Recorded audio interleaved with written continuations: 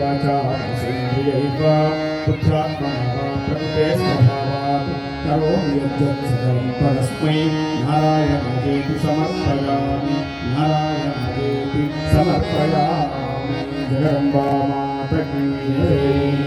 అమ్మ అనుగ్రహం చేత అందరూ క్షేమంగా ఉండాలి, శుభంగా ఉండాలి, ఎప్పుడూ ఆనందంగా ఉండడానికి ప్రయత్నం చేయాలి. అప్పుడు అమ్మ అనుగ్రహం మనందరి పైన ఉంటుంది.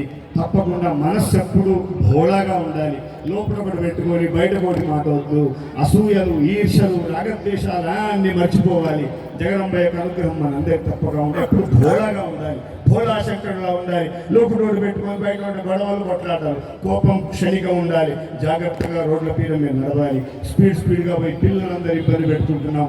కోరికలు ఉండడం మంచిది, కానీ కోరిక తీరకపోతే రేపు వస్తుంది, నాకు రేపు మనదనుకుని జీవించాలి. కానీ అయ్యో అయిపోయింది నిరాశగా వద్దు, సుఖంగా ఉండాలి.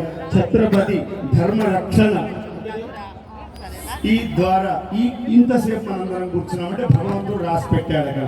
ఛత్రపతి శివాజీ కూడా ఆనందపడుతుంటాడు, మహాదేవుడు ఆనందపడుతుంటాడు. ఇంతమంది ఇక్కడ కూర్చునేటువంటి రాసి పెట్టిన ఫలానా రోజు ఈ గ్రౌండ్స్లో, భువన విజయం గ్రౌండ్స్లో, కూకట్పల్లిలో, కేపీహెచ్పీ కాలేజ్ మనందరం కలిసి ఇక్కడ కూర్చున్నాం. ఇంకా చాలా మంది ఉన్నారు, పైనుంచి వింటున్నారు, కొందరు రాలేకపోయారు. ఇలా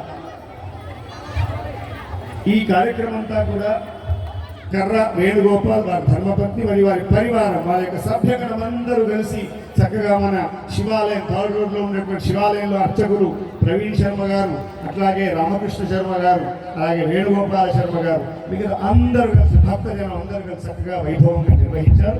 ఇలా మధ్య మధ్యలో సత్సంగాలు జరుగుతుండాలి. నెలకొకటి, 6 నెలకొకటి కలిసి మనందరం కలుస్తాం. లేకపోతే ఎవరి పని వాళ్ళకి ఇంట్లో ఉంటుంది. అట్లా కాకుండా మధ్య మధ్యలో కలుస్తూ ఒక సత్సంగా ఏర్పడి మనందరం ఆనందంగా ఉండాలని జగదమ్మను ప్రార్థన చేద్దాం. నమః పార్వతీ పతయే హర హర మహాదేవ హర.